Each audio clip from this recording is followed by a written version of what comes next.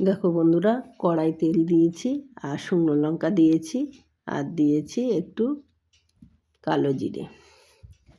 এইবারে ভালো করে ওটা গরম হলে একটু পেঁয়াজ দিয়েছি, তারপরে এটা নাড়াচাড়া করে নিলাম। নিয়ে এর মধ্যে দিলাম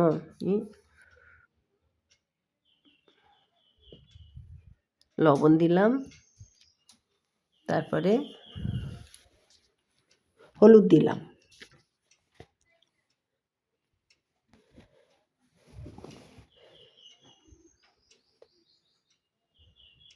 দিয়ে ভালো করে নাড়াচাড়া করে নিলাম।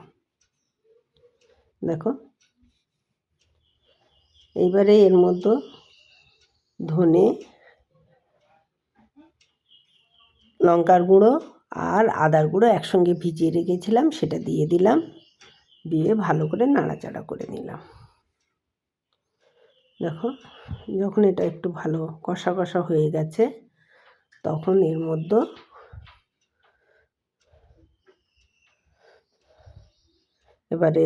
দিলাম কাজু বাদাম, তারপরে পোস্ত, চালমগর একসঙ্গে পেস্ট করে নিয়েছিলাম, সেটা দিয়ে দিলাম। দিয়ে ভালো করে নাড়াচাড়া করে নিলাম।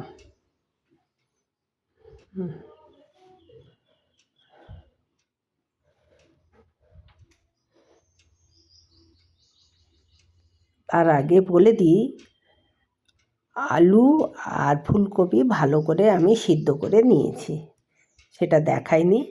এখন তেলের ওই মশলার উপরে ওই সিদ্ধ সবজিগুলো দিয়ে দিলাম, দিয়ে ভালো করে নাড়াচাড়া করে নিলাম।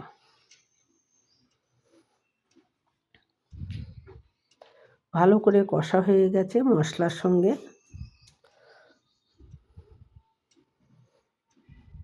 এইবারে এর মধ্যে গরম জল দিয়ে দিলাম।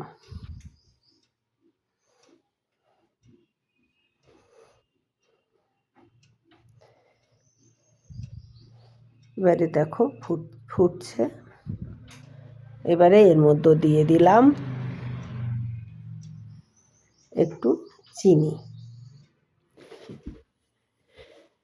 দিয়ে দিলাম, দিয়ে একটু নাড়াচাড়া করে নিলাম। এইবারে একটু কাসুরি মেথি একটু কড়া গরম করে ভালো করে টেলে নিয়েছি, তারপরে ওটাকে গুঁড়ো করে এই ফুলকপি আলু রসাতে দিয়ে দিলাম।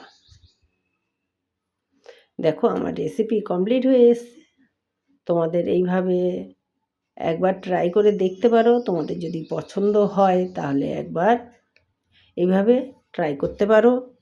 দেখো, পরিবেশনের জন্য রেডি হয়ে গেছে। গ্যাস অফ করে দিয়েছি। দেখো কত সুন্দর হয়েছে, হেভি টেস্টি হয়েছে। তোমাদের পছন্দ হলে একবার লাইক কমেন্ট করে দিও।